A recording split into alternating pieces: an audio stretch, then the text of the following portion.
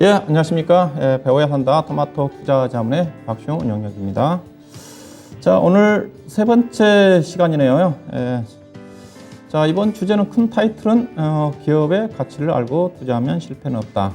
이 주제를 잡은 이유 자체가 올해 이제 고금리로 인해 가지고 특히 상반기에 여러 가지 불확실성이 좀 나올 수가 있다고 그랬었죠. 최소한 상반기 정도까지, 특히 3월 달까지는 상장 폐지 기업도 많이 나올 수가 있는 쪽이니까 그에 좀 대비를 좀 해서 일단은 투자를 할 때 기업을 알고 좀 투자하자는 생각을 가지고 주제를 좀 그렇게 좀 잡았습니다. 해서요. 첫 번째는 제가 묻지마 투자는 그만하자고 그랬고요. 앞서 이제 12월 결산 범위들 실적이 이제 하나둘씩 좀 발표가 되고 아마 2월 달 되고 발표되고 또 2월 말에서 3월 달에 회계 보고서가 제출이 좀 되면서 그 시점에서 상장 폐지가 좀 많이 된다고 그랬지 않습니까? 특히 올해는 이제 고금리 영향이 본격화되는 그런 부분들이기 때문에 이른바 묻지마 투자, 기업을 최소한 알고 투자를 해야 되는 거기 때문에 최소한 부실 기업들을 가지고 있어가지고 상장 폐지는 당하지 말자. 그런 어떤 내용을 가지고 첫 번째 강의 말씀 좀 드렸고, 그 다음에 두 번째는 위험 관리를 했으면 결국은 위험 관리하기 위해서는 기업을 알아야 되지 않습니까? 그래서 기업 분석적인 측면에서 지난 시간에 기업을 분석할 때 어떤 내용을 좀 참고를 해야 될지, 예를 들어서 제가 요즘 잘 나가고 있는 세방이라는 주식을 가지고 제가 사업 보고서 보는 방법이라든가 영업 실적과 관련된 부분들을 지난 시간에 말씀드렸던 것 같습니다. 오늘 세 번째인데, 오늘 세 번째는 기업 가치 판단의 기본입니다. 기업 분석을 했으면 주식을 사야 될지 팔아야 될지, 이 주식이 정말 가치가 있는 건지 없는지를 판단을 좀 해야 되겠죠. 싼지 비싼지. 그런 기업 가치 판단의 기본과 관련된 아주 기초적인 부분입니다. 기초적인 부분을 가지고 1시간 동안 함께 하도록 하겠습니다. 오늘 기업의 가치를 평가하라. 오늘 뭐 하고 싶은 내용이죠. 주제의 핵심이라고 좀 봐야 될 것 같은데, 주식 투자는 좋은 기업에 투자하는 게 아니거든요. 무슨 말이냐, 좋은 기업에 투자해야 되는 게 아니냐, 그렇게 물어보시는 분들이 있을 거예요. 근데 주식 투자는 일반 물건 가격과 다릅니다. 일반적으로 물건 가격을 보면 같은 제품의 경우 10만 원짜리와 20만 원짜리의 물건의 품질의 차이는 분명히 있죠. 분명히 있습니다. 아무래도 10만 원짜리보다 20만 원짜리가 같은 제품이면 좋은 물건이고 품질도 상당히 좋겠죠. 근데 주식은 다릅니다. 일반 물건 가격과 달라요. 예컨대 예를 들어서 삼성전자가 현재 6만 원입니다. 6만 700원인가 오늘. 그 다음에 LG전자가 오늘 9만 4천 원이에요.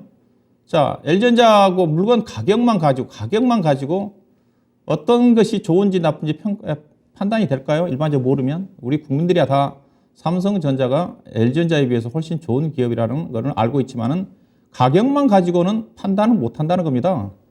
그럼 뭘 봐야 되겠습니까? 얼마만큼 삼성전자가 LG전자에 비해서 좋은 기업인지 를 평가하기 위해서는 지난 시간에 제가 얘기했던 자본 총계와 관련해 가지고 시가총액을 보시라고 했잖아요. 물건을 살 때는 우리가 일반적으로 물건 살 때 물건 가격을 물어보고 사듯이 주식을 살 때도 일단은 물건 가격을 알아야 된다. 그 가격이 시가총액이라고 했지 않습니까? 그러면 삼성전자 6만 원 하고 LG전자 9만 4천 원 가지고는 답이 안 나온다는 거죠. 어떤 것이 가치가 있는 건지. 근데 시가총액을 알게 되게 되면, 근데 삼성전자는 시가총액이 약 400조 원입니다. 우선주와 보통주 합해서. LG전자는 오늘 종가 기준으로 시가총액이 15조 원이에요. 그러면 답이 나옵니다. 굳이 비교한다 한다면 삼성전자는 LG전자에 비해서 약 26배 정도의 가치가 있는 회사다. 좋은 회사다. 판단이 나오죠. 그렇죠? 왜 그러냐? 알다시피 삼성전자는 액면가 100원짜리 주식이고 5천원짜리 액면 분할을 했기 때문에 LG전자는 액면가가 5천원짜리 주식이고요. 발행 주식수 차이죠. 삼성전자는 대규모 발행 주식수가 거의 7억 주 가까이가 70억 주 가까이가 발행 주식수입니다. 발행 주식수에 따라 차이가 있기 때문에 그래서 일반적인 물건 가격과 주식과의 가격은 다르다는 겁니다. 그래서 제가 가장 주식을 살 때 중요한 것 자체가 가격이 아니라 시가총액, 물건을 산다는 개념에서 시가총액을 먼저 보고 비교를 해보면 비싼지 싼지 그리고 얼마만큼 좋은 회사인지 비싼 것만큼 영업실적이라든가 재무 내용을 분석해가지고 싼지 비싼지를 확인이 가능하다고 했었죠. 그렇기 때문에 중요한 부분입니다. 물건 가격과 가격은 일반 물건과 다르다, 주식은. 그래서 시가총액이 중요하다. 그래서 우리가 좋은 기업을 싸게 사서 주식은 높게 팔아야 되는 겁니다. 좋은 기업, 물론 좋은 기업을 사야 되고 또 싸게 사야 된다는 거죠. 싸게 사야 된다. 그러기 위해서는 뭐 해야겠습니까? 오늘 공부를 해야 되는 기업의 가치를 평가를 해야 된다는 겁니다. 가치를 평가를 할 수가 없으면 우리가 싼지 비싼지도 모르잖아요. 삼성전자, LG전자, 삼성전자가 6만 원이고 LG전자가 9만 원이면 LG전자가 비싸네. 그렇게 생각할 수도 있다는 거죠. 그래서요. 가치 판단을 해봐야 된다는 겁니다. 자, 그렇다면 기업의 가치 판단할 때 뭘로 봐야 되느냐? 가장 기본적인 부분입니다. 어려운 건 없다고 좀 봐요. 이해만 하고 있으면 된다고 그랬어요. 기업의 가치 하게 되면 상당히 어렵다고 생각할 수가 있는 건데 아주 단순합니다. 제가 배워서 한다고 할 때 이 표를 자주 보여드리는데 일단 기업의 가치를 판단할 때 있어서 크게 세 가지 부분이에요. 자산 가치. 자산 가치는 기업이 그동안 벌어왔던 것, 재무 내용상에 나타나 있죠. 지난 시간에 제가 얘기했던 내용들입니다. 자산. 자산 가치는 이제 과거의 자산입니다. 과거의 자산. 과거의 자산을 가지고, 그 다음에 우리가 투자를 판단하는 데 있어서 주당 순자산이 얼마고, 그 다음에 주가가 현재 순자산에 비해서 몇 배의 거래가 되고 있는 건지, 그게 이제 PBR 지표로 나타나는 거죠. 그러니까 자산 가치는 과거의 자산이고요. 그 다음에 이제 중요한 것 자체가 수익을 결정하는 것 자체는 결국 수익 가치인데, 수익 가치는 미래에 예측을 해야 되는 거죠. 미래 부분이니까 자산 가치는 과거고, 수익 가치는 주당 순이익이 얼마고, 그 다음에 주가가 주당 순이익에 몇 배의 거래가 되고 있는지 이제 PER로 나타나겠죠. 그 다음에 자기 자본을 가지고 회사가 얼마만큼 이익을 창출하는 건지 ROE로 나타나는 거죠. 그 다음에 이제 무형 가치가 있는 건데, 무형 가치는 우리가 숫자로 표시하기가 쉽지 않는 부분이기 때문에 참고만 하시면 될 것 같아요. 무형 가치는 그냥 이 회사의 시장 점유율이라든가, 그 다음에 기업들 삼성 같은 경우는 상표권이라든가 브랜드에 대한 가치도 반영이 좀 돼 있거든요. 그리고 특별하게 독점적인 기술력 갖고 있으면 그것도 숫자는 아니지만은 무형의 가치로 판단할 수가 있는 건데, 우리가 그래도 숫자로 표시한 거 자산 가치, 수익 가치 정도는 알고 주식에 투자를 해야 되지 않겠는가. 그래서 오늘은 자산 가치와 수익 가치 위주로 해서 말씀 좀 드리도록 할 거고요. 주가라는 것 자체가 꼭 기업의 가치대로 움직이지는 않습니다. 단기적으로는 그래요. 단기적으로는 주가는 변동성이 워낙 심합니다. 예측하기가 쉽지가 않아요. 그렇지만 길게 보면 주가는 기업의 가치에 따라가게 돼 있습니다. 단기적으로는 여러 가지 시장 상황에 따라 가지고 투자 심리에 따라 가지고 또 수급에 의해 가지고 변동이 심하지만은 길게 보게 되면 주가는 가치에 따라가는 거죠. 그래서 기업의 내재 가치를 판단해 가지고 내재 가치보다 주가가 내려가면 내려갈수록 그만큼 싸게 사는 거니까, 내려갈 때는 뭐겠어요? 여러 가지 투자 심리가 안 좋아서 부정적인 전망이 대두가 될 때 많이 내려가겠죠. 또 반면에 낙관적인 전망이라든가 여러 가지 호재가 노출될 때는 내재 가치 이상으로 주가가 올라가겠죠. 그래서 주가가 내재가보다 충분히 많이 떨어졌을 때 매수를 하는 거고, 내재가 이상 올라갈 때는 가급적 추격 매수를 자제한다든가 알고 투자하게 되면 알 수가 있는 거죠. 그렇다고 해서 내재 가치를 평가할 수 있는 확실한 지표들은 없어요. 같은 내재 가치를 한다 하더라도 평가 자체가 다르니까. 그렇지만은 기술적 지표 같은 경우는 여러 가지 정의적으로 우리가 판단할 수 있는 부분도 그렇지만은 기업의 본질적인 가치 자체는 숫자로 표시되는 부분이기 때문에 숫자는 이제 거짓말하지 않는다고 그러지 않습니까? 숫자를 믿고 투자하시면 되는 겁니다.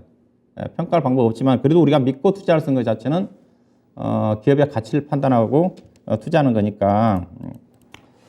이런 부분이죠. 주가는 이렇게 변동성이 심합니다. 주가는 것 자체가 오르락내락 합니다. 그렇지만 기업의 가치가 물론 지속적으로 우상향하지는 않죠. 일반적으로 적자가 나지 않는 기업들, 우량한 기업들 같은 경우는 지속적으로 기업의 가치는 상승을 합니다. 여기서 기업의 가치라는 것 자체는 앞서 얘기했다시피 자산 가치 측면이라 좀 봐야 되겠죠. 물론 수익 가치가 증가가 되면서 자산 가치도 증가가 좀 되겠지만은 일반적으로 기업이 적자가 나지 않으면 우상향한다는 거죠. 근데 적자 나는 기업은 다르겠죠. 주가 자체가 파란색이 주가 우상향으로 제가 일반적으로 표시를 해놨지만은 중간에 적자가 난다 그러면 다시 주가가 파란색 고꾸라졌다가 다시 올라가고 그런 흐름이 전개되겠지만 일반적으로 적자가 나지 않는 기업은 기업의 가치는 지속적으로 우상향하는데 다만 주가 자체는 시장 상황에 따라서 변동성이 심하다는 거죠. 오버슈팅이 나올 때는 주가가 기업의 가치보다 위로 올라가는 거고 이게 이제 고평가 국면이죠. 그리고 최근처럼 시장 여러 가지 전망 안 좋을 때 특히 코로나 국면 때 같은 경우는 주가가 기업의 내재 가치보다 확 떨어지는 경우가 많죠. 결국 이제 주가는 길게 보면 가치에 따라 가지고 따라간다는 겁니다. 이게 이제 우리가 주식 투자를 하는 기본적인 원리라고 좀 봐야 되겠죠. 원리라고 좀 봐야 되는데 그래서 기업의 가치를 알고 있으면 주가 떨어져도 불안하지가 않죠. 근데 주가가 기업의 가치를 모르고 투자를 하게 되게 되면 주가가 빠지면 더 빠질 것 같고 올라가면 더 올라갈 것 같고 내동매매에 휩싸이기 쉽죠. 자, 그렇다면 하나 예를 좀 들어보도록 하겠습니다. 자, 삼성전자하고 현대건설의 2017년도 이후에 자산가치에 해당되는 자본총계와 그 다음에 수익가치, 수익 기준한 수익가치를 표를 좀 만들어 봤어요. 자, 현대건설을 비교한 이유 자체가 제가 종목 진단에서 현대건설을 좀 비교를 했지만은, 그래서 생각이 나서 현대건설을 제가 표를 좀 비교했는데 저는 개인적으로 현대건설을 별로 좋아하지가 않거든요. 왜냐하면 가치적인 측면에서 본다 한다면 비교가 좀 돼서 제가 가지고 나왔다고 좀 먼저 말씀을 드리고 싶고요. 삼성전자의 기업의 가치는 앞서 얘기했다시피 자산가치에 해당되는 것 자체가 지난 시간에 얘기했던 자본총계라고 그랬습니다. 삼성전자의 2017년도에 자본총계는 207조 원이에요. 이 자본총계를 구성하고 있는 것 자체가 제가 뭐라고 그랬습니까? 회사가 초기에 설립할 때 납입자본금, 그 다음에 중간에 회사가 증자라든가 하게 되게 되면 자본잉여금, 그 다음에 이익잉여금, 단기순이익. 근데 일반적으로 증자를 안 하게 되게 되면 거의 자본총계를 증가시킬 수 있는 것 자체는 이 단기순이익이라고 그랬었죠. 단기순이익. 일반적으로. 단기순이익 증가하는 것만큼 자본총계가 증가되죠. 2018년도 같은 경우는 43조 8,900억 정도 벌어서 240조 원이 되고 2019년도는 254조 원, 2019년도에 21조 5천억 벌었고 그리고 작년도 같은 경우 현재 추정 실적, 확정 실적은 나오진 않았지만은 4분기 때 영업이익이 4조 3천억이니까 거기서 아직 단기 순이익이 확정이 안 됐는데 법인세 20% 정도를 빼고 나면 제가 대충 계산해 봤더니 자본총계가 약 338조 원이 나올 것 같습니다. 388조 원이고 작년도 단기 순이익은 34조 약 7천억 정도 이익이 좀 날 것 같아요. 이걸 보시게 되면 삼성전자는 자산이 207조 원에서 올해 연말까지 338조 원 대충 계산해보면 50% 이상 증가했지 않습니까? 50% 증가했어요. 근데 현대건설을 좀 보도록 하겠습니다. 현대건설은 2017년도에 자산이 6조 4천억이에요. 6조 4천억입니다. 6조 4천억. 2018년도는 자산이 감소했어요. 감소했어요. 그 다음에 2019년도에 6조 6천억. 자, 현재는 올해 추정 실적 기준해 가지고 올해 6천억 정도 이익이 날 거란 전망이거든요. 그러니까 플러스니까 7조 8천억입니다. 가치 증가를 볼 때는 자본총계도 중요하지만은 자본총계보다는 뭘 봐야 되느냐? 주당 순자산을 봐야 됩니다. 왜? 중간에 회사가 증자를 해가지고 자본 발행주 수가 늘어나게 되게 되면 이익이 증가한다 하더라도 주주한테 해당되는 목 자체는 줄어들어요. 그렇기 때문에 BPS를 봐야 됩니다. 그러면 삼성전자의 BPS, 삼성전자 증자를 안 했으니까 당연히 2017년도에 주당 BPS 수당 순자산 이게 자산 가치입니다. 자산 이따 좀 이 의미에 대해서 말씀드리겠지만은 49,900원이에요. 즉 28,700원이 49,900원까지 5년 동안이죠. 평균적으로 계산해 보면 약 15% 정도 연평균 주당 순자산이 증가가 됐습니다. 연간 평균적으로 따지면 15% 정도 계속 자산이 늘어났다는 거죠. 늘어났다는 거죠. 근데 현대건설은 BPS가 어떠냐? BPS가 2017년도에 5만 8천 원짜리 5만 7,794원인데 994원인데 현재 올해까지 가면 7만 원입니다. 7만 원입니다. 계산해 보면 5년 동안 20% 증가했으니까 5 나누기 하게 되면 연평균 4% 자산이 증가된 거예요. 이게 이제 기업의 자산 가치라고 보시면 됩니다. 삼성전자는 연평균 15%씩 자산 가치가 꾸준히 증가되는 기업이고 현대건설은 4%밖에 증가되지 않는다. 그 이유가 뭐겠습니까? 현대건설 이익이 많이 나는데 단기 순이익이 증가되지 않는다고 그랬잖아요. 일회성 비용을 계속 떨어버리니까 계속 부실이 많이 생긴다는 거죠. 일반적으로 영업이익에서 20% 정도의 세금을 빼고 나면 단기 수익으로 잡혀야 되는데 근데 1조 원 정도 영업이익이 나면 법인세 20% 빼고 나면 8천억 정도가 단기 수익이 잡혀야 되는데 현대건설은 대체적으로 2017년도 이후에 근데 영업이익은 1년에 7, 8천억 정도 납니다. 그러면 5천억 정도 단기 수익이 증가되면서 자본 증가 요인으로 작용을 해야 되는데 현대건설은 그게 안 된다는 거죠. 단기 이익이 줄어든다는 거죠. 순이익이 안 나면서. 그래서 자본 증가율이 제한적이다 보니까 가치가 제한적으로 증가되죠. 그래서 여러분 차트를 보시게 되면 2017년도 이후에 삼성전자는 지속적으로 차트 우상향하지만 현대건설은 어때요? 주가가 일시적으로 호재가 나오면 주가가 올라갔다가 다시 제자리 걸음입니다. 이게 자산이 증가되지 않는 상태에서 주가가 올라가면 그 부분 자체는 일정 부분 버블이거든요. 그래서 주가가 계속 증가되지 않고 다시 올라갔다가 다시 제자리 내려오죠. 표를 보시게 되면 이렇게 나옵니다. 삼성전자의 연도별 주당 순자산은 계속 우상향하죠. 28,790에서. 그래서 주가도 가치에 따라서 계속 우상하게 돼 있다는 겁니다. 그래서 삼성전자는 장기적인 투자해도 계속 연평균 현재로 봐서 15% 정도는 장기적으로 본다 한다면 계속 주가는 올라갈 가능성이 크죠. 현재 봐도. 근데 현대건설은 어떠냐? 현대건설은 지금 이건 대한항공 현대건설은 보시다시피 증가율이 제한적이잖아요. 그렇죠?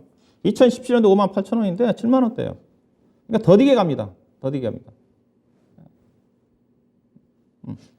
그 다음에 제가 또 개인적으로 안 좋게 보는, 제가 한 번도 매매하지 않는 주식이 대한항공입니다. 대한항공 좋게 생각하시는 분 계시지만 저는 대한항공을 지금도 별로 좋게 안 봐요. 위드 코로나 이후에 본격적인 항공업계 자체는 좋아지겠지만은 대한항공의 그 주당 순자산을 보시게 되게 되면 앞서 제가 발행 주식수를 보시라고 그랬잖아요. 대한항공이 자본 총계가 코로나 이전에 약 3조 5천억이었습니다. 3조 5천억이었는데 코로나 때 약 8, 9천억 정도 손실이 나면서 2조 6천억 떨어졌고요. 그리고 난 다음에 아마 대한항공이 증자를 200%로 했습니다. 유상증자. 발행 주식수가 1억 2천만 주인데 대한항공이 현재 지금 발행 주식수가 무려 3억 6천만 주입니다. 3억 6천만 주입니다. 자, 그래서 증자를 했으니까 일단 자본도 증가하겠죠. 그렇지만 물량이 200%가 늘어났기 때문에 주당 BPS를 좀 보고 계신 거거든요. BPS가 올해 이제 이익이 많이 나죠. 올해 BPS가 주당 순자산이 23,200원입니다. 23,200원입니다. 이제. 대한항공이 아마 2015, 16년도에 주당 BPS가 35,000원짜리 주시거든요. 이 부분 자체는 결국은 발행 주식수의 대규모 증가입니다. 현재 대한항공의 시가총액이 9조 원입니다. 이 말은 무슨 말입니까? 발행 주식수가 3배 늘어났다는 거잖아요. 그러면 과거에 코로나 이전에 대한항공이 1년에 예컨대 1조 원 정도 이익이 났으면 3조 원 정도 이익이 나야지 현재 했던 주주들한테 똑같은 혜택이 간다는 거죠. 이게 발행 주식수가 많이 늘어나서 되게 무겁습니다. 대한항공 물론 좋아져요. 근데 대한항공 이제 코로나 이후에 오히려 좋아진 부분 자체가 그동안 부채 비율이 상당히 많았거든요. 자본 확충을 좀 하면서 부채 비율도 많이 떨어지고 그런 부분들은 좋습니다. 근데 대한항공이 왜 자산 증가가 안 되냐? 대한항공의 2010년도 이후에 여러분 단기 수익 추이를 보시게 되거든요. 1년에 흑자 났다가 다음에 적자, 흑자 반복적입니다. 이제 코로나 이후에 자본 확충이 좀 돼서 꾸준하게 이익이 증가되면 자본이 좀 꾸준하게 증가될 수 있는, 자산이 증가될 수 있는 그런 어떤 부분도 있지만은 현재 대한항공 주가 수준 자체는 여전히 코로나 이전과 비교해보면 주주로 따지면 전혀 개선되지 않고 있다. 주가가 상승이 쉽지 않다. 이게 대한항공이 코로나 이전에 시가총액으로 3조 원, 4조 원 넘어간 적이 없습니다. 근데 주가는 시가총액은 9조 원이에요. 시가총액을 보시면 답이 나온다는 거죠. 코로나 이전에 시가총액 대한항공이 주가가 3만 원 정도 전후 갔다 한다 하더라도 시가총액이 3조 원이 안 됐는데 현재 대한항공의 시가총액은 9조 원짜리 주식이다.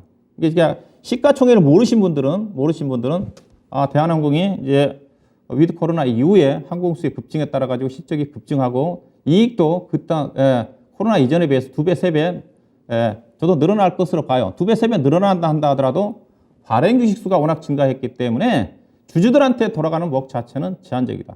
가치가 그렇게 썩 주당으로 따지면 좋지가 않다. 이렇게 좀 해석할 수가 있는 거죠. 자, 그렇다면 보도록 하겠습니다. 예, 자, HTS를 이용해서 간단하게 HTS를 이용해서 기업 가치 분석을 지난 시간에 했던 내용이죠. 자, 지난 시간에 여러분 HTS를 보시게 되게 되면 잠깐 저 HTS 이 화면만 보여드릴게요.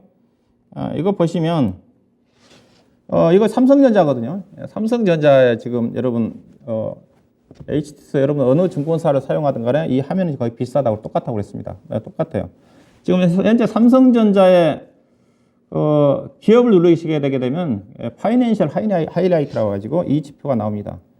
근데 현재 삼성전자가 4분기 실적을 발표해 놓고 여기 나와 있잖아요. 영업 매출액 70조 원, 영업이익 4조 3천억, 아직 단기순이익은 아직 확정이 안 됐어요. 최종 안 됐는데 아직 이게 아래에 자료가 아직 백데이터가 안 들어갔죠. 아직 확정이 안 돼 있기 때문에 안 들어가 있습니다. 근데 이제 여러분들이 좀 공부를 하시게 되게 되면 여기 아래에 빠져 있는 4조 3천 작년 연말 기준으로 해가지고 현재 매출액이 301조 7,700억, 그 다음에 영업이익이 43조 3,700억, 그 다음에 단기순이익부터 없잖아요. 단기순이익은 아직 확정이 안 됐지만은 앞서 얘기했다시피 3분기까지 단기순이익이 나와 있으니까 4분기 때 영업이익이 4조 3천억이면 여기에서 법인세 20%만 빼면 돼요. 법인세. 그러면 거기 20% 빼면 그죠? 약 3조 8천억 정도를 단기 순이익으로 잡아서 작년 3분기까지 단기 순이익에 작년 4분기를 합치면 되죠. 그리고 여기다 쭉 채우면 됩니다. 여기까지는 여러분들이 쉽지는 않을 거예요. 쉽지는 않을 건데 비어 있다는 것 자체는 아직 확정 시적이 안 나왔다는 측면이니까 그래서 여러분들 이 화면만 제가 이번 배워야 산다해서 이해를 하시게 되게 되면 기업 분석 거의 끝난 겁니다.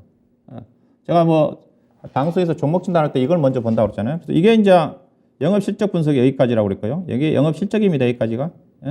여기까지 영업 실적이고요. 그 다음에 자산 총계에서부터 여기 지배주주 순이익 여기까지가 재무 내용이에요. 재무 분석이에요. 그러니까 재무제표를 알고 투자하자고 제가 지난 시간에 얘기했지 않습니까? 이거 제가 지난 시간에 간단하게 짧게 설명 좀 드렸으니까. 그 다음에 제가 오늘 하고 싶은 거는 이겁니다. 오늘 하고 싶은 거는 이제 투자 판단 지표. 기업 영업 실적 분석했고 재무 내용 분석을 했으면 이 회사가 싼지 비싼지를 판단해야겠지. 이게 투자 판단 지표예요. 여기서 ROA에서부터 ROE, 자기 자본율 EPS, BPS, 그 다음에 PER, PBR 여기까지가 투자 판단 지표입니다. 이걸 이제 이해를 하셔야지 오늘 제가 한 강의 내용 주가 싼지 비싼지 좀 평가를 좀 해볼 수가 있다는 거죠. 투자의 기본이에요. 자, 다시 HTS로 좀 옮겨서요. 그래서 이 화면 여러분들 HTS 들어가셔서 확인을 해보시면 될 것 같고 이게 영업실적이고 재무 내용이고 그 다음에 투자 판단인데 오늘은 세 번째 시간에 투자 판단을 해보는 시간을 좀 가지겠다. 자, 이건 제가 앞서 이제 삼성전자를 제가 그 투자 판단 지표를 딱 떼어놓은 겁니다. 삼성에 떼어놓은 겁니다. 근데 앞서 지금 여기 비어 있잖아요. 지금 투자 판단 지표. 근데 여러분들 공부하시게 되면 이걸 계산에 넣을 수가 있어요. 아주 쉽습니다. 옆에 이제 공식이 있거든요. 옆에 공식이 있죠. ROA는 자산 수익률. 자산 수익률. 이거는 별로 중요하지 않습니다. 자산이라는 자체는 부채와 자본을 합한 거라고 그랬잖아요. 이게 타인 자본까지 합해가지고 이익을 얼마 내느냐. 이게 우리가 투자를 할 때 있어서 내 돈 가지고 하는 것도 있지만은 차입을 통해 가지고 남한테 빌려서 우리가 사업을 할 수가 있는 거잖아요. 그런 경우는 자산 수익률이겠죠. 내 돈만 가지고 내 돈만 가지고, 내 자본만 가지고 투자를 했다 그러면 ROE, 자기 자본 이익률이 되겠죠. 이게 이제 왜 자산 수익률이 중요한 것 자체는 은행들한테 아마 중요할 겁니다. 카드 회사라든가 자산 수익률이. 왜냐면 은행이라든가 카드 회사 같은 경우는 은행채라든가 카드채를 발행해 가지고 대출을 하잖아요. 대출하는 경우가 있죠. 특히 카드 회사 같은 경우. 근데 자산 수익률이 예컨대 5%밖에 안 나왔다. 근데 카드채를 예컨대 7%, 8%에 발행해 가지고 돈 장사를 했다. 그러면 어떻게 됐어요? 그 카드 회사는 카드채를 발행하지 말아야 되겠죠. 역마진이니까 이제 그런 의미입니다. 근데 우리가 투자 입장에서 보면 이건 뭐 ROE는 그냥 사용을 안 해요. 그 다음에 자기 자본 이익률입니다. 순이익을 내 자본 가지고 내 돈 가지고 본 자본 갖고 얼마만큼 이익을 내느냐. 예컨대 100억을 투자해 가지고 1년에 20억을 벌었으면 자기 자본 이익률이 20%. 이제 그런 의미입니다. 좀 더 자세한 건 이따 좀 알겠지만은 그 다음에 주당 순이익은 단기 순이익 가지고 발행 주식수로 나누는 거. 예. 그 다음에 주당 순자산은 앞서 자본 총계가 중요하다고 그랬으니까 자본 가지고 앞서 제가 삼성전자, 현대건설 제가 간단히 설명이 좀 드렸었죠. 자본 총계를 가지고 발행 주식수로 나누는 거다. 주당 순자산. 그 다음에 배당금, 주가 수익비율은 주가를 주당 순이익으로 나누는 거. 네. 그 다음 주가 순자산 비율은 주가를 주당 순자산으로 나누는 건데 구체적으로 하나 보게 되면 수익가치 지표와 관련해 가지고 수익가치 관련 지표 자체는 EPS와 PER 이해하시면 좀 되겠죠. EPS는 earning per share 약자로서 주당 순이익입니다.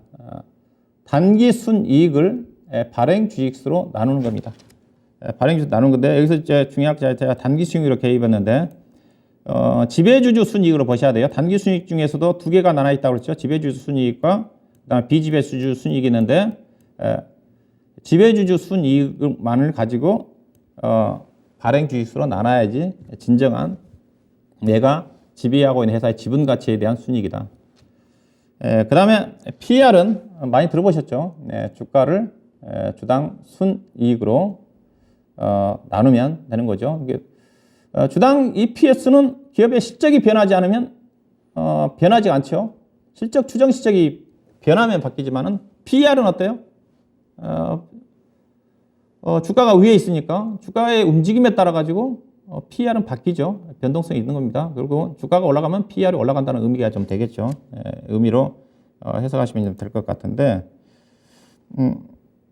자, 근데 삼성전자를 가지고 예를 들어서 좀 보도록 하겠습니다. 삼성전자 작년도와 올해 2024년도 실적 전망을 통해 가지고 이따 삼성전자도 한번 평가를 해봐야 되겠죠.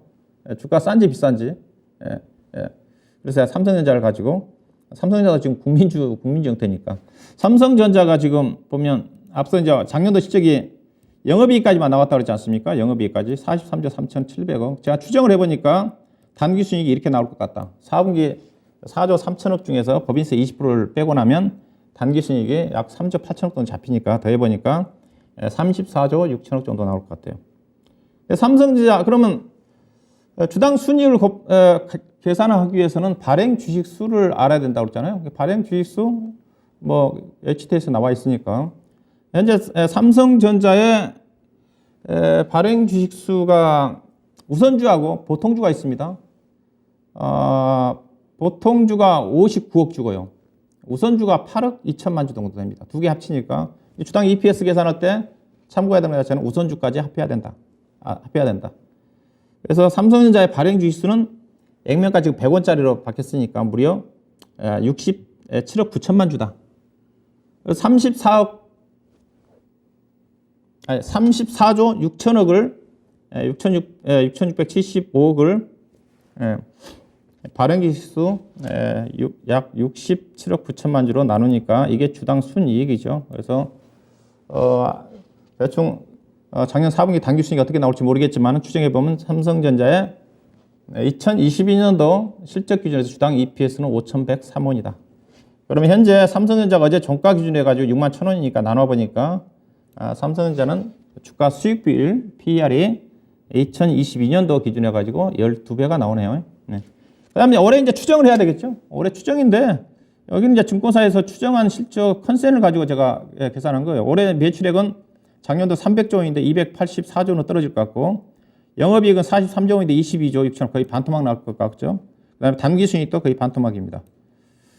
발행기수 변동이 없으니까 주당 EPS는 2,700원으로 떨어지면서 이제 PER이 당연히 올라가겠죠. EPS 떨어지니까. 그 다음에 2024년도 전망치는 이제 2022년도 어느 정도 회복이 좀 될 것 같네요. 전망치로 따지면. 영업이익 이제 40조 원대까지 올라가니까. 주가는 가급적 미래를 반영하는 거니까 틀린다 한다 하더라도 추정치를 가지고 접근하셔야 돼요.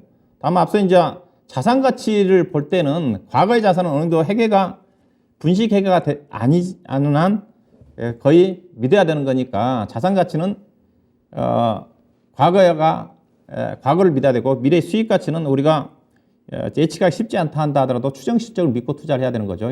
주가는 최소한 6개월 정도 선행해서 움직임이 전개된다고 그랬으니까. 그래서 2024년도 가게 되게 되면 올해 실적 정도의 삼성전자가 정상화 단계에 다시 온 위치로 되돌아올 거다는 게 현재 증권사에서 보고 있는 삼성전자에 대한 컨센이라고 보시면 됩니다. 그래서 자 그렇게 좀 보시면 좀 될 것 같고요. 그래서 삼성전자의 주당 EPS는 올해 5,100원, 내년도 2,700원, 그 다음에 PR은 올해 12배, 내년도는 22배다. 이 정도 아마 기억하시면 되겠죠. 그럼 수익 가치의 의미는 이런 의미죠. 앞서 이제 주당 EPS, 삼성전자가 작년도 실적이 5,100원이라 했으니까 주주한테 돌아간 것이 5,100원이다. 5,100원이다. 5,100원이다. 5,100원이다. 5,100원 가지고 원금을 확보하는데 아까 PER이 12배니까 12배 12년 걸린다는 거죠. 그래서 PER은 원금을 확보하는 데 걸리는 시간이라고 했으니까. 투자를 할 때 중요한 것 자체가 주당 순이익 증가율이 높은 종목이 주가 상승률이 높습니다. 그런데 앞서 이제 현대건설 같은 경우 주당 EPS가 증가율이 나올 수가 없죠. 왜? 증가율이 영업이익보다 단기순이익이 안 나오니까. 주당 순이익은 결국 단기순이익이 중요한데. 그래서 자산가치도 증가율이 연평균 4%밖에 안 된 거죠. PER은 원금을 확보하는 데 걸리는 시간이니까 PER이 1이라는 것 자체는 원금을 확보하는 데 걸리는 시간이 1년 걸린다는 거죠. 1년이면 원금을 확보한다는 겁니다. 이익을 가지고. 그래서 낮을수록 원금 확보 기간이 짧으니까 저평가라고 좀 볼 수가 있는 거고. 다만 이제 그러면 PER이 낮으면 저평가라고 우리가 얘기하잖아요. 그렇지만 PER이 저평가라고 그래가지고 낮다고 그래가지고 꼭 저평가는 아닙니다. 그래서 이제 보완하고 있는 것 자체가 PERG라는 지표가 있어요. 이익 성장률 지표입니다. 이게 근데 PER이 30배를 한다 하더라도 EPS 성장률이 높으면, 자, EPS가 중요하다고 그랬잖아요. 그런데 PER 30배짜리 회사, 이 회사가 지금 이게 어디겠어요? 지금 2차전지 관련 쪽에 에코프로 BM 정도 되겠네요. 에코프로 BM이 아마 30배 정도. 근데 EPS 성장률은 단기 수익이 30%, 40% 증가하니까 당연히 30%, 40% 되겠죠. 그래서 근데 A라는 기업이 PER은 10배인데 EPS 성장률이 5%밖에 안 된다. 상대적으로 이 종목과 이 기업하고 이 기업 비교해 본다면 C 기업이 상대적으로 저평가라는 거죠. 그래서 PER이 낮다는 점의 함정을 많이 보완하기 위해서는 PERG 지표로도 참고할 좀 필요하지 않겠는가. 일단 그렇게 좀 볼 수가 있겠죠. 그래서 PER이 무조건 낮다고 그래가지고 꼭 저평가는 아닙니다. 그래서 PER이 낮은데 왜 주가가 못 가지? 그렇던 종목들은 EPS 성장률이 거의 낮기 때문이라고 좀 봐야 되겠죠. 그 다음에 주당 순자산은 자본 총계가 참 중요합니다. 그래서 제가 지난 시간에 자본 총계에 대해서 말씀드렸고, 앞서도 제가 삼성전자라든가 현대건설을 비교할 때도 제가 자본 총계 증가율이 결국은 가치의 증가라고 그랬잖아요. 자본 총계라는 것 자체가 이렇게 생각하시면 돼요. 기초입니다. 기초가 탄탄해야지 안 무너지는 거잖아요. 기초가 탄탄히 차곡차곡 올라가야지 기업의 가치가 자본적 올라가야지 주가가 탄탄하게 단계를 받고 올라가는데, 자본 총계 증가 없이 주가가 올라가면 금방 허물어지죠. 그래서 자본 총계가 꾸준히 증가되는 그런 것들이 결국은 주당 BP에서 증가되는 거니까 자본 총계 내목 타인 자본이 아니라 순수한 주주의 목표에 해당되는 자본 총계를 아주 발행 주식수로 나누면 주당 순자산이 나오는 거고요. 그 다음에 주당 순자산을 주가로 나눈 게 주가 순자산 비율, 주가가 순자산 비율에 비해서 몇 배만큼 거래가 좀 되고 있느냐, 이제 그런 의미로 좀 보시면 될 것 같은데, 그럼 삼성전자의 자산 가치는 어떠냐? 앞서 자본 총계가 중요하다고 했잖아요. 삼성전자가 작년 연말 기준에서 약 자산이 자본 총계가 338조 원. 이게 자본 총계가 삼성전자에 어떻게 있겠어요? 어떻게 남아 있겠어요? 현금으로 남아 있을 거고요. 그 다음에 뭐 공장, 평택 공장, 수원 공장 중심으로 해서 공장 땅도 포함이 돼 있을 거고, 뭐 건물도 포함이 돼 있을 거고, 여러 가지 포함이 좀 돼 있어요. 뭐 예금도 포함이 돼 있을 거고, 뭐 채권 투자해서 채권도 포함이 돼 있을 거고, 남아 있다는 겁니다. 내년도는 이제 돈을 더 버니까 341조 원, 그 다음에 2024년도는 368조 원 정도까지 자본이 증가되는데, 이에 따라서 발행 주식수는 변동이 없고요. 나누니까 주당 순자산이 작년도는 49,894원. 내년도는 별로 안 늘어나요. 올해네요. 올해는 이제 이익 증가율이 얼마 안 되니까 안 늘어납니다. 내년도는 이제 54,000원까지 주당 순자산이 늘어나죠. 그래서 주가 순자산 비율은 1.2입니다. 작년도 실적 기준에서 1.2라는 것 자체는 주가가 주당 순자산에 비해서 20% 정도 할증돼서 거래되고 있다는 의미죠. 그렇죠? 주가가 현재 지금 6만 원이니까 현대 삼성전자 6만 700원이니까 작년도 실적 기준에서 삼성전자의 주당 순자산은 49,800원이니까 20% 정도의 할증을 받고 있다. 자산 가치보다 낮으면 싸다고 볼 수가 있는 건데, 그러면 주당 순자산 의미는 어떠냐? 일단은 순자산은 담보가치예요. 담보가치입니다. 삼성전자는 주당 순자산에 대한 담보가치가 작년 실적 기준으로 5만 원이잖아요. 현재 주가는 6만 원이니까 어떻게 보면 주주의 입장에서 본다 한다면 5만 원 아래에 떨어지면 담보가치는 확보가 된 거잖아요. 일반적으로 BPS는 청산가치로 얘기하잖아요. 회사가 청산하는 회사는 없지만 회사가 더 이상 사업 안 하고 청산해서 주주들한테 돌려준다. 그게 이제 주당 순자산이라고 보시면 됩니다. 담보가치라고 좀 보시면 돼요. 그래서 잃지 않는 투자를 할 때는 주당 BPS가 상당히 중요하다. 그렇게 좀 보시면 되겠죠. 그 다음에 이제 주가 순자산 비율은 주가가 주가 순자산에 비해서 몇 배만큼 거래가 되느냐. 1배 아래면 주가 순자산보다 낮게 거래되고 있으니까 뭐 저평가로 볼 수가 있는 거고. 근데 그럼 무조건 자산 가치가 낮다고 해가지고 저평가는 맞습니다. 근데 투자를 할 때는 뭘로 비교해야 되느냐? 이따가 얘기했던 자기 자본 이익률과 ROE와 비교를 해야 된다. 네. 그다음에 그러면 ROE를 어떻게 계산하냐? ROE가 상당히 중요한 부분이거든요. ROE는 자기 자본 이익률인데 앞서 지배주 순이익을 자본 총계로 나눈다는 건데, 그러니까 자본 가지고 얼마만큼 이익을 창출하느냐. 예컨대 올해 상장회사가 돈을 벌게 되면 작년도 자본 가지고 투자를 해서 돈을 모은 거잖아요. 예컨대 작년도의 자본이 100조 원이었는데 올해 20조 원 정도 이익 났다. 그러면 그게 ROE라고 씁니다. ROE가 20%가 좀 되는 거죠. 그래서 삼성전자를 좀 보시게 되게 되면 삼성전자가 작년도에 338조 원 가지고 올해 돈을 벌잖아요. 이제 작년도 이 돈을 가지고 올해 18조 예상 당기수익 18조 7천억을 번다는 전망입니다. 그래서 삼성전자의 ROE는 5.4%. 올해는 상당히 낮죠. 낮습니다. 내년도는 어때요? 2024년도 전망을 본다 한다면 2024년도는 올해 자본 340조 원 가지고 33조 원의 돈을 번다는 거지 않습니까? 이익을. 그래서 ROE가 9.2입니다. 그런 의미라고 보시면 될 것 같은데, 자, ROE는 아주 중요합니다. 아주 중요한 판단 지표예요. 자본의 효율성이라고 하거든요. 경영의 종합 성적표라고 볼 수가 있는 거고요. 그래서 오런 버핏은 ROE만 본다고 그러지 않습니까? 투자를 할 때 있어서.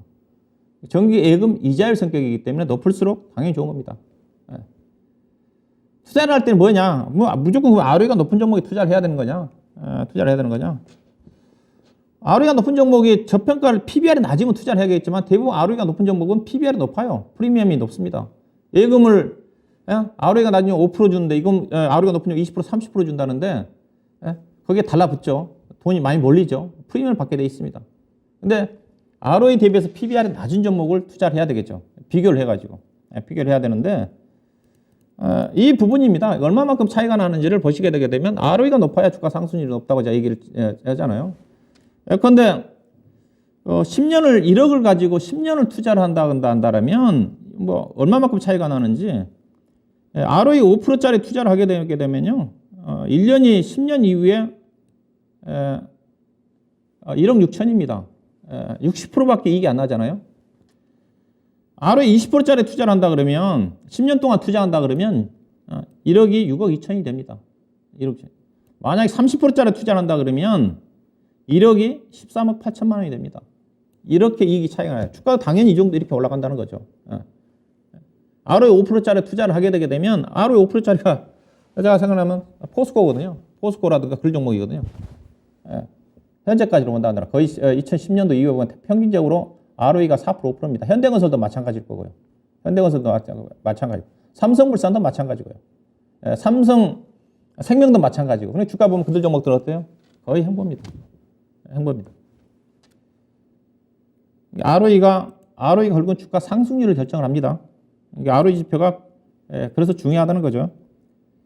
근데 그러면 ROE 높은 종목을 투자를 해야 되는데 일반적으로 이제 PBR이 낮으면 ROE가 높으면 프리미엄을 받으니까 PBR이 주가 순자산 비율이 프리미엄밖에 올라가게 되는데 그런데 ROE가 8%면 거의 프리미엄이 없어요. 이게 정상이라는 거죠. 100 PBR 1배짜리가. 만약에 ROE 20%짜리인데 20%짜리면 PBR이 3배 정도까지 올라가면 정상인데 만약 근데 ROE 20%짜리가 PBR이 1배라든가 2배면 그 주식을 사야 된다는 거죠. 저평가를 받고 있으니까. 그런데 PBR이 ROE가 30%짜리가 있는데 현재 거래되고 있는 그 주가 순자산 비율이 PBR이 4배가 아니라 2배다, 1배다. 그런 주식은 저평가라는 거죠. 다 프리미엄을 받고 있으니까. 그러면 제가 지금 ROE 상위 종목을 제가 어제 좀 찾아봤어요. 작년도 시적 기준으로 해가지고. 이런 경우죠. 가장 지금 ROE가 높은 게 한미 반도체가 아마 전략적으로 투자하는 회사일 거예요. HPSP라는 회사가 자기 자본율이 69.5입니다. 예. 근데 PBR은 7.2니까 어느 정도 평가를 받고 있죠. 제가 나무가라는 회사가 있습니다. 제가 개인적으로 뭐 요즘 관심 갖고 있는 주식이기도 하는데, 뭐 XR 관련 종목이기도 하고, 스마트폰 3D 센싱 관련 기술을 갖고 있는 회사인데, 이 회사는 64.6인데 PBR이 1.8이에요. 이건 어때요? 상당히 낮죠. PBR 얼마까지 가야 되겠어? 300까지 최소한 300, 400까지 가야 되거든요. 그러면 주가로 따지면 100% 이상 올라가야 된다는 거죠. 현재 봐서. 물론 이 ROE 지표 자체가 지속적으로 유지가 된다 그러면 작년도인데 올해도 된다 그러면 대박이죠. 근데 올해는 당연히 떨어집니다. 올해는 떨어집니다. 자본이 올라가면 올라갈수록 그만큼 이익 내기가 쉽지 않은 거니까. 그래도 올해 30%, 40%만 나온다 하더라도 주가는 엄청 싸죠. 작년도에 보험사 중에서 가장 많이 뜬 게 어떤지 아십니까? 메리츠하즈 보세요. 메리츠하즈가 금융주 중에서 탁월합니다. 메리츠하즈가 거의 최근에 차트 보시기도 200%, 300% 떴습니다. 이것 때문이죠. ROE 상위 종목 때문입니다. 이게 PBR과 ROE, 이수페타시스 같은 경우도 ROE 대비 PBR이 낮죠. 근데 이수페타시스는 올해 이제 실적 많이 줄어들겠죠. 그러니까 결국은 ROE 지표 중요하지만 실적이 꾸준하게 ROE 지표는 당연히 떨어지겠지만 덜 떨어지면서 안정적으로 꾸준하게 유지가 되는 종목이 투자 유망이죠. 자, 그다음에 그러면 고평가, 저평가 앞서 이제 삼성전자 관련해 가지고 이제 수익성 지표, 자산가치 지표, ROE 지표를 가지고 설명 좀 드렸는데, 그럼 저평가, 고평가 판단은 어떠냐? 일단 절대적인 측면에서 평가를 해본다 한다면 일반적으로 PER 10배는 저평가죠. 그다음에 PBR 1배 미만은 저평가라고 볼 수가 있습니다. 반면에 또 상대적인 측면에서 평가를 해야 되죠. 업종마다 다르고요. 또 시장과도 비교를 해야 되는 거니까. 그 다음에 또 그 기업에 대해서 본질적으로 그 기업 자체가 저평가를 받고 있는 종목이 있습니다. PER이 거의 10년 동안 PER 기준에서 4배, 5배짜리가 있어요. 그러면 거기에 맞춰서 평가를 해야 된다는 거죠. 평가를 해야 되는데, 자, 삼성전자를 그럼 어떻게 평가를 해야 되냐? 삼성전자를 본다 한다면, 예를 들면. 자, 삼성전자는 이제 PER로 본다 한다면 올해는 22.1배입니다. 예, 22.1배. 내년도 12.5배 되는 수죠. 이 삼성전자는 뭘로 평가를 해야 되나? 삼성전자는 이제 시장과 함께 간다고 그랬잖아요. 삼성전자는 국내 대표적인 종목이고, 그래서 삼성전자를 보면 제가 종합주가 지수가 보인다는 얘기를 하는데, 삼성전자를 가지고 두 가지 여기서 평가를 할 수가 있습니다. 일단은 앞서 이제 역사적으로 삼성전자가 PER 기준에서 몇 배를 평가를 받았느냐. 보시다시피 삼성전자가 PER 기준에서 가장 높게 평가받은 데가 언제입니까? 2020년도, 2020년도에,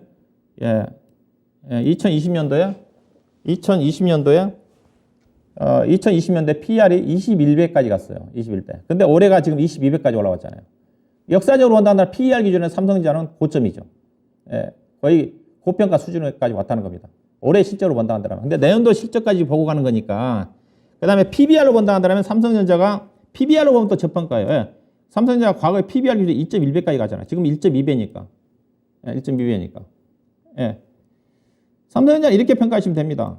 오늘 지수가 조정이 나오는데 삼성전자는 종합주가 지수라고 그랬어요. 현재 코스피의 12개월 선행 PER이 11.7배입니다. 그래서 지금 거의 고점까지 왔다는 거거든요. 이게 올해 국내 기업들 실적이 워낙 안 좋기 때문에. 삼성전자 PER이 지금 12배라고 그랬지 않습니까? 삼성전자는 종합주가에서 올라갈 것 같은데 현재 시장의 선행 PER이 11.8배 되니까 시장과 비교해보면 삼성전자는 거의 적정한 가격까지 왔다가 좀 볼 수가 있는 거고요. 그 다음에 삼성전자를 평가할 때는 뭘로 봐야 되는데 삼성전자는 IT 기업이니까 또 세계적인 회사니까 국내에서 비교할 만한 회사가 없습니다. 국내에서 굳이 비교한다 그러면 SK 하이닉스가 정도 좀 되는데 SK 하이닉스는 삼성전자 비교가 안 되죠. 삼성전자가 앞서가는 쪽이니까. 그러면 미국에 있는 스마트폰으로 본다면 애플과 비교해야 되는 거고, 그 다음에 반도체로 본다 한다면 비메모리 쪽에 인텔, 그 다음에 메모리로 본다 한다면 마이크론 테크놀로지, 그 다음에 파운드리 반도체로 본다 한다면 삼성전자 요즘 TSMC를 따라가려고 있으니까 TSMC, 그 다음에 미국에 있는 UMC, 비메모리, 이 회사 비교를 볼 수가 있죠. 보시면 이제 올해 실적을 본다 한다면 그렇게 싸지가 않죠. 싸지가 않습니다. 특히 이제 애플 같은 경우는 자기 자본율이 무려 자기 자본율이 160%가 넘는 수준이기 때문에 일단은 평가 지표는 그렇습니다. 올해 실적으로 본다 한다. 근데 현재 삼성전자 실적 자체는 내년도 실적을 좀 보고 가는 거니까. 인텔이라든가 과거는 인텔하고 비교를 했는데 인텔에 비해서 삼성전자가 20% 할인을 받았는데 인텔이 경쟁력이 많이 떨어지면서 그래도 인텔이 지금 PR이 17배까지 좀 떨어졌어요. 삼성전자 거의 엇비슷하죠. PBR도 좀 똑같고 자기 자본율도 삼성전자 인텔하고 지금 똑같아졌어요. 그러니까 아마 인텔하고 삼성전자가 비싸게 좀 가지 않겠나 봐야 될 것 같은데 그 다음에 이제 삼성전자 국내를 본다 한다면 삼성전자는 해당이 안 되겠지만은 국내 기업 같은 거 어때요? 국내 대표적인 종목들이 유사한 기업들이 있으면 함께 평가를 해야 되겠죠. 그런데 여기서 비교 평가할 수 있는 회사가 삼성전기와 LG노텍은 비교 평가를 할 수가 있죠. IT로 본다 한다면. 상대적으로 뭐가 어때 싸냐? 상대적으로. 뭘 절대적으로 본다 한다면 삼성전기를 본다 하면 삼성전기도 비싸진 않습니다. LG노텍에 비하면 삼성전기가 비싸죠. 그래서 지금도 지금 시점에서 제가 2년 3년도부터 제가 LG노텍을 사라고 그랬죠. 지금도 LG노텍이 사야 됩니다. 삼성전기보다. 비교를 본다. 이거는 명확하죠. 해서 앞으로 전망 자체도 LG노텍이 애플향 광학 솔루션 분야의 대규모 투자에 따라 가지고 계속 증가될 수 있는 실적이 물론 삼성전기도 나쁘진 않습니다. 상대적인 측면을 본다 한다면. 그래서 2년 이후에 주가를 보게 되면 LG노텍이 200% 나갈 때 삼성전기는 20% 30%밖에 못 가죠. 앞으로도 그런 흐름이 전개될 수가 있어요. 자, 그다음에 그러면 삼성전자에 대한 목표 주가가 이제 증권사들이 이제 실적 발표 이후에 1월달 이후에 목표 주가를 좀 보시게 되게 되면 증권사들이 이제 평가 자체는 숫자 자체는 거의 엇비슷해요. 주당 EPS를 보게 되면 거의 비싸게 전망을 해놨는데 목표치 자체는 다 달라요. 적게는 65,000원에서부터 가장 높게 제시한 데가 보니까 이제 9만 원까지 있네요. 이게 12개월 목표 주가입니다. 12개월 목표 주가. 그래서 삼성전자를 결론 본다 한다면 목표 수익률이 12개월 기준으로 해가지고 밸류에이션을 본다 한다면 대체적으로 애널리스트들이 20% 정도 언저리 잡아요. 저도 이제 그 정도까지를 봅니다. 그 정도까지 삼성전자를 보는데 참고하시면 될 것 같고요. 그 다음에 앞서 얘기했다시피 이제 싸다 비싸다는 것 자체는 업종별로 달라요. 코스피 업종별로 다 다르죠. 그런데 음식료 같은 경우는 PER이 15.7배 자체가 기본입니다. 음식료 업종은 프리미엄을 받고 있으니까 변동성이 크지 않은 거예요. 근데 만약에 내가 음식료 평균 PER이 15.7인데 예컨대 제가 갖고 있는 주식의 대상이라든가 종목들이 10배다. 그러면 상대적으로 싸다고 볼 수가 있는 거죠. 업종별로 좀 평가하는 것 자체가 다르다. 시간 관계상 통과하도록 할 거고요.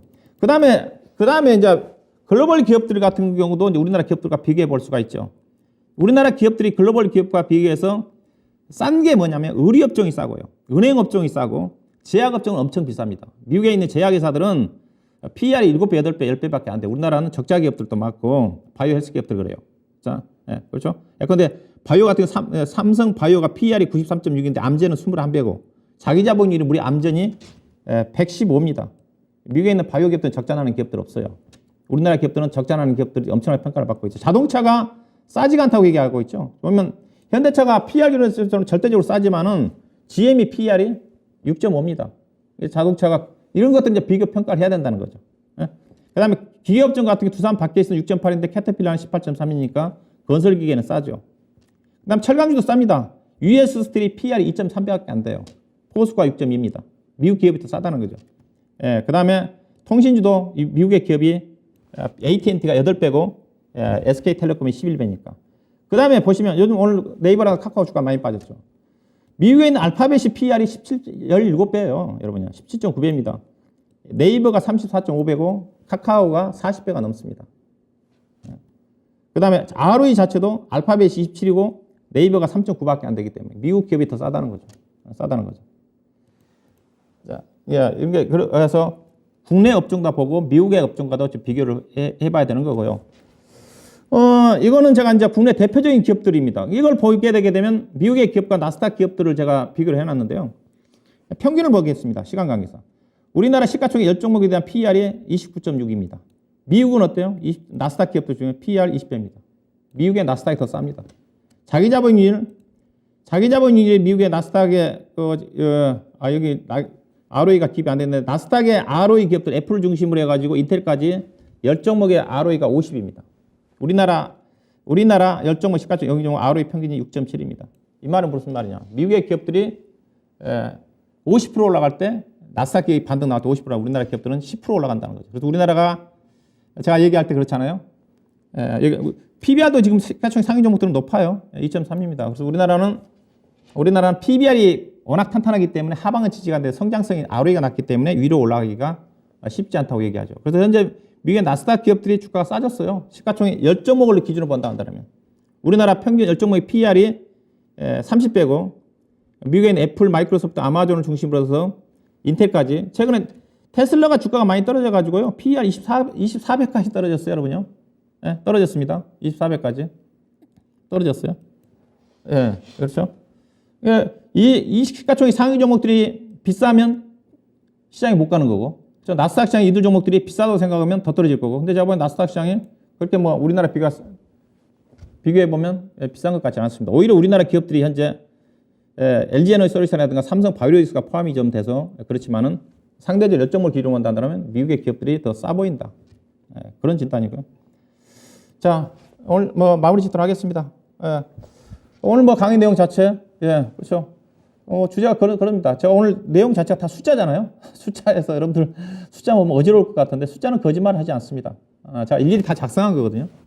오늘 주제 내용 자체, 주가와 기업의 가치는 다르다. 주가가 올라간다 그래야지 그 기업의 가치가 그만큼 있는 게 아닙니다. 일시적으로 주가가 올라가지만 결국은 주가는 가치에 따라간다는 거죠. 일시적으로 모멘텀 따라 주가가 움직임이 전개되지만은 주가는 결국은 기업의 가치에 좀 따라가는 거기 때문에 결국은 안정적으로 투자하기 위해서는 기업의 가치를 평가하고 투자하는 게 올바른 투자 방법이 좀 되지 않겠는가, 그런 말씀 좀 드리면서 마치도록 하겠습니다. 자, 고맙습니다.